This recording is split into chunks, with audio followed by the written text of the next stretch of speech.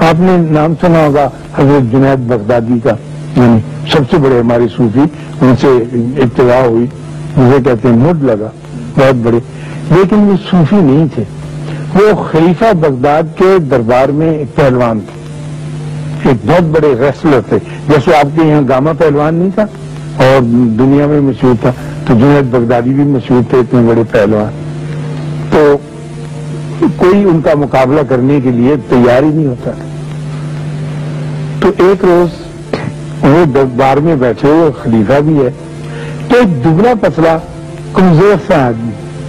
مریض سا، فاقہ زدہ بیچارہ، شکل و صورت کا بہت پیارا اور بہت اچھا، آیا اور خلیفہ وقت سے کہنے لگا، کیا خلیفہ، میں جنید کے ساتھ کشتی لڑنی چاہتا ہوں۔ تو جتنے دربار میں ہاتھ بڑے کہنے لگے، یہ کیا پیجی کا شوربہ، تو شکل دیکھ اپنی اور اپنا وجود دیکھ، اور تو اتنے بڑے پہلوان کے ساتھ انہوں نے کہا، نہیں جناب، مجھے کچھ داؤ ایسے آتے ہیں، کچھ چیزیں میں ایسی جانتا ہوں جو کہ اور پہلوان نہیں جانتے، اور وہ ہمارے پاس کچھ خاندانی گور ہیں ہوتے ہیں داؤ،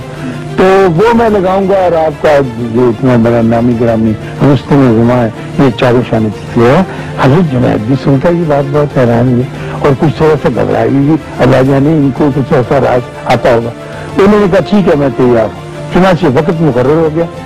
جگہ طے کر دی گئی، اور خلیفہ وقت وہاں پہنچ گیا، اور سارے درباری اور بغداد کے سارے لوگ کہ یہ آج کیا ہونے لگا ہے، اور وہ بھی خم ٹھونک کے، وہ جو پدہ کمزور دبلا پتلا آدمی مشکل سے کھڑا ہو سکتا تھا، وہ بھی آ گیا میدان میں، اور اصلی پہلوان جو تھے وہ بھی اپنے لنگر لنگوٹ کس کے آ گئے۔ تو اس نے ہاتھ بڑھایا، انہوں نے ہاتھ بڑھایا، سلام کیا، ایک دوسرے سے ملے، سلامی جیسے کرتے، اور جب حضرت جنید بغدادی کا مضبوط ہاتھ آگے بڑھا تو وہ ذرا پیچھے ہٹا، پھر اس نے ایک چھلانگ لگائی، دبلا پتلا کمزور سا آدمی جو تھا، اور اچھل کر ان کے گلے سے لپٹ گیا اور لٹک گیا۔ اب یہ تو کوئی دعوی نہیں ہے نا کہ وہ آدمی اس کے گلے، وہ حیران ہوئی جنید بغدادی، اور جب لٹک گیا تو ان کے کان کے پاس منہ کر کے کہنے لگا کہ میں سید زادہ ہوں اور 7 دنوں سے بھوکا ہوں، میرے پاس روزگار کا کوئی ذریعہ نہیں ہے، یہ ڈھونگ میں نے اس لیے رچایا ہے اے جنید کہ تاکہ میں لوگوں کو دکھا سکوں کہ میری کوئی عزت اللہ کے واسطے ہو۔ اور تو جنید بغدادی نے یہ سنا اور اس کا زمین پہ قدم رکھتے دھاڑ کر کے گرے اور اس سے ڈھہ گئے، اور وہ ان کے سینے پر چڑھ کر بیٹھ گیا، اور تالی بج گئی، اور دنیا حیران پریشان ہوگی کہ یہ کیسے ہو سکتا ہے۔ انہوں نے کہا کہ ٹھیک ہے، اس کو ایسا داؤ آتا ہے جو دنیا میں کسی اور آدمی کو نہیں آتا، اور میں اس کے سامنے چت ہو گیا ہوں، اور یہ واقعی طاقتور ہے۔ وہ تو جناب خلیفہ نے اس کو جو بھی کچھ انعام اکرام خدمت وغیرہ دینی سے دی، اور وہ اپنا جو تولیہ یا جو گلے میں چھاپا جھاڑتے حضرت جنید بغدادی، وہ کہ اے خدا، میں نے زندگی میں کبھی کوئی ایسا بڑا کام نہیں کیا، لیکن ایک تیرے بندے کی عزت رکھی ہے، اس کے بدلے میں مجھے بھی تو کوئی ایسا روحانی درجہ عطا فرما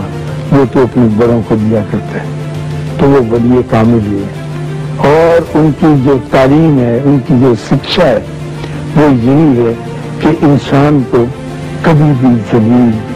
چھوٹا، حقیر نہیں جاننا ہے۔ جو جو آپ جانیں گے آپ کے درجات کم ہوتے جائیں گے، جو آپ حضرت جنید بغدادی کا رویہ اختیار کریں گے آپ کے درجات بلند ہوتے چلے جائیں گے۔ ہم سے غلطی یہ ہوتی ہے، میں پھر چلتے ہوئے آخری بات یہ کہوں، اور یہ ہونی نہیں چاہیے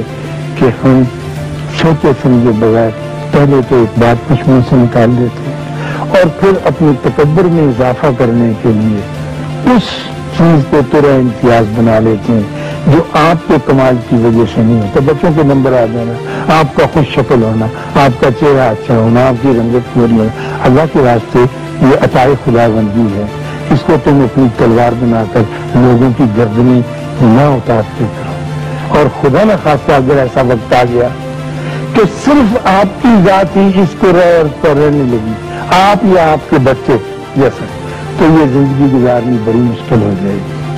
خالی ساری ویران دنیا میں۔ لوگوں کو آباد رہنے دو، ان کے ساتھ ہنسنے کے لیے. ہاں میں چلتے چلتے یہ بتاؤں کہ وہ بچہ مل گیا.